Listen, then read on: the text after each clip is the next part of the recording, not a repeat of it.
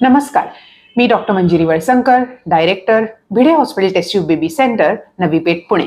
आज आपण बघतोय की टेस्ट ट्यूब बेबीच्या बऱ्याच पेशंटमध्ये सिस्ट हे सोनोग्राफीमध्ये दिसतात. तर हे सिस्ट म्हणजे नेमकं काय, सगळ्या सिस्टमध्ये काढण्याची गरज असते का, आणि ह्याचा कॅन्सरमध्ये काही होऊ शकतं का कन्व्हर्जन, ह्याबद्दल आज थोडंसं बोलूया. सिस्ट म्हणजे जेव्हा अंड तयार होतं आणि अंड फुटत नाही त्यावेळेला त्याची छोटीशी पाण्याची गाठ होते, ज्याला आपण सिस्ट असं म्हणतो. हे सिस्ट प्रामुख्याने हॉर्मोनल इम्बॅलन्स असलेल्या पेशंटमध्ये जाणवतं. म्हणजे ज्या खूप जास्ती वजनाने जास्ती स्थूल आहेत किंवा अतिशय बारीक आहेत किंवा PCOD मुळे हॉर्मोन्स ज्यांचे गडबडलेले असतात किंवा थायरॉइड, प्रोलॅक्टिन असे काही आजार असलेले पेशंट जे असतात त्यांच्यामध्ये अंड फुटण्याचा हॉर्मोन कमी पडतो, त्यामुळे अंड फुटत नाही आणि पाण्याची गाठ सारखी राहते.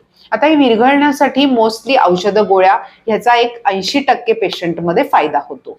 उरलेल्या 20%मध्ये औषधं गोळ्या घेऊन सुद्धा जेव्हा विरघळत नाही त्यावेळेला आपण दुर्बिणीच्या साह्याने हे सिस्ट काढून टाकतो आणि मग आपण टेस्ट ट्यूब बेबी करतो. धन्यवाद.